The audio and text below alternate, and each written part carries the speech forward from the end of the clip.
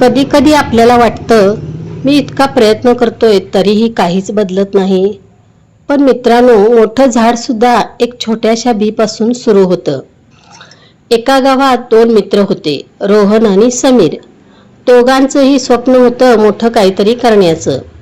रोहन रोज मेहनत करायचा, थोडं थोडं शिकायचा, चुका करायचा आणि पुन्हा उभं राहायचा. पण समीर म्हणायचा, इतक्या छोट्या प्रयत्नांनी काय होणार? काही महिन्यांनी रोहनमध्ये आत्मविश्वास वाढला. लोक त्याचं कौतुक करू लागले. समीर मात्र अजून सुरुवातच करत होता. एका दिवशी समीरनं विचारलं, तू एवढा पुढे कसा गेलास? रोहन हसून म्हणाला, मी मोठं यश शोधलं नाही, मी रोज छोटा प्रयत्न केला.